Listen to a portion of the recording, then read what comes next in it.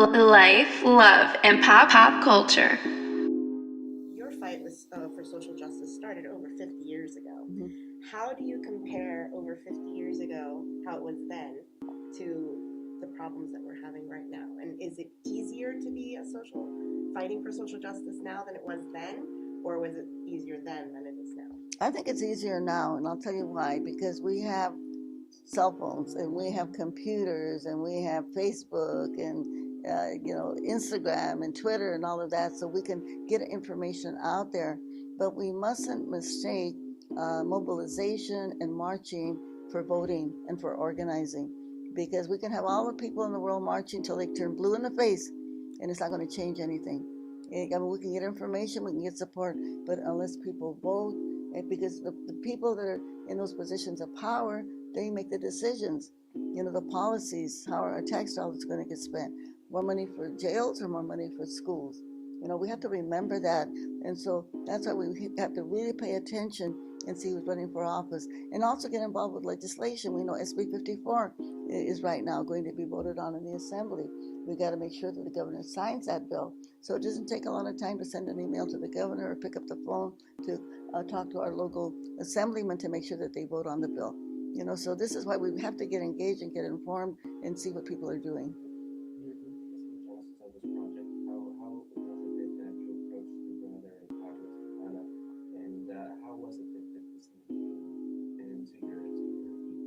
Right. Well, I mean, I come from a narrative film background, and I hadn't really entertained the thought of ever making a documentary, but I have to really credit Carlos Santana. He called me 5 years ago and said, "We need to tell this story now." And it was like a directive. Boom, you got to do it now. And so it was kind of, I've known Dolores. I was around her when I was a child, and I've known her and her children, off and on through the years. So there was already a relationship there, and an admiration and respect. So it was a no-brainer, to do it. But I do remember a conversation. Carlos called, and he's also known Dolores for a long time, and he would go out and support the farm worker struggle. He'd do fundraisers for her foundation. And he's always been a huge supporter. But he called me and says, "Did you know Dolores Huerta, one of her great inspirations is Charlie Parker, the jazz musician?" And so, he would tell me about these conversations he and Dolores would have till the wee hours of the morning, talking about jazz and dance. One of Carlos's big inspirations was Miles Davis. So, out of it, you could tell, Carlos was just so animated when he would be talking about Dolores and their love of jazz music. And then come to find, everyone we interviewed would talk about how, Dolores would dance the night away. She worked 16 hours a day, and she, cut up on the dance floor. And this became like a common thing. Every interview, I said, "Oh my God, I'm sensing an energy here. I'm sensing like a theme." And so music then became a really exciting way into the narrative itself. And then hanging out with her, I thought I knew who she was, but I had no idea. But she was actually wanted to be a professional dancer. And she'd done modern and ballet, jazz, flamenco. And then I became really captivated by that as a way in and out of the different chapters of the story. And I felt like that was an artistic way in. And then come to find that in many social movements, music and art, it's what keeps us buoyant and energized, because the victories are few and far between, and the defeats are often. And so we need, a lot of times it's our cultura, it's our music, it's the creativity, it's our artists who who lift us up. And so we felt like that had to be a really important element that appeared throughout the film.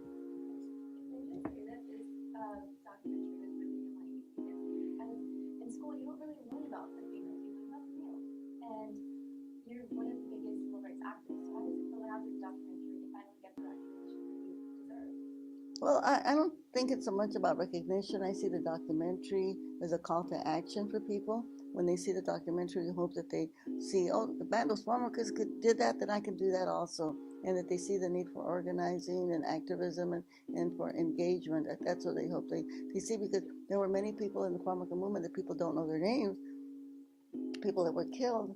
Our first martyr was a young 18-year-old girl named Ann Friedman, a Jewish girl from Boston, who was run down in a truck in a strike that we had with the sugarcane workers in Florida. And our second martyr was a young Arab named Najid Aifala. who was killed by one of the deputy sheriffs, of their Kern County. And then the third one was Juan de la Cruz, who was shot in the heart by a labor contractor. Our fourth one was Rufino Contreras down in the Imperial Valley, who walked into a field when they were on strike, into a lettuce field, and was met with a hail of 80 bullets, And then our last one was a young 19-year-old named Danae Lopez, who organized his company to vote for the union. This is after the law that the workers could organize had already passed.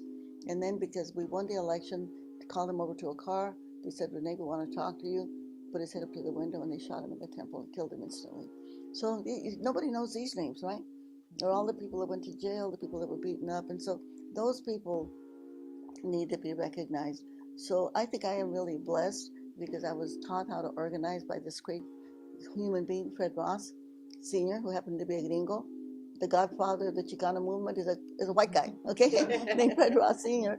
And he also taught Cesar how to organize and myself. And once we learn these skills, and we have to take them to communities and teach people those same skills so that they can empower themselves and take over their own lives and improve their communities. So I feel like I'm very blessed. I've gotten so much that being so-called recognized.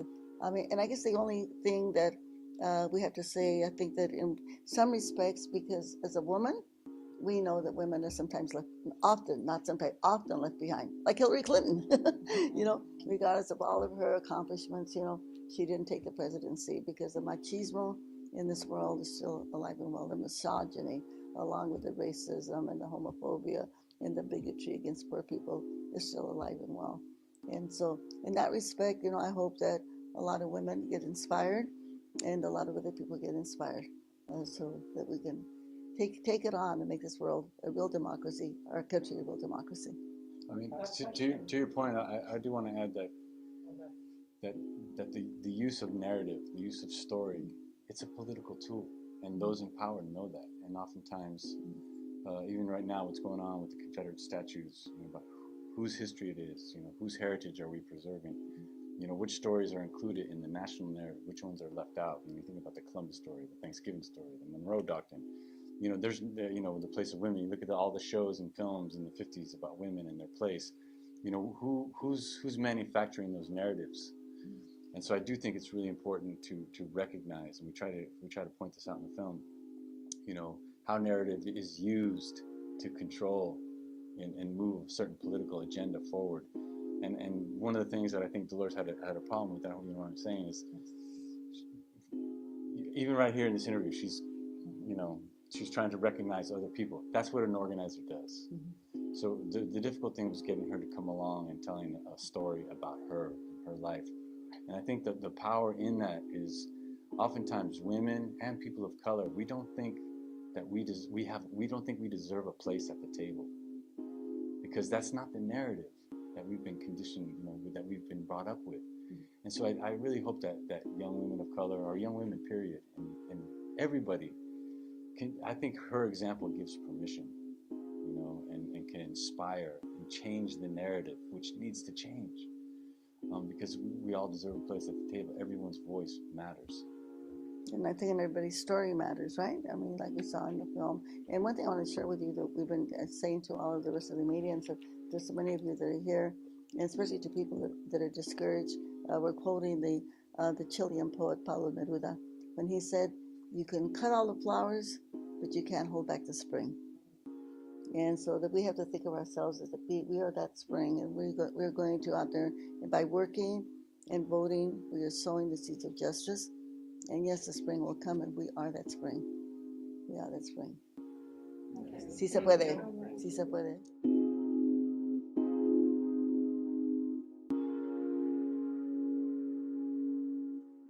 Life, love, and pop culture.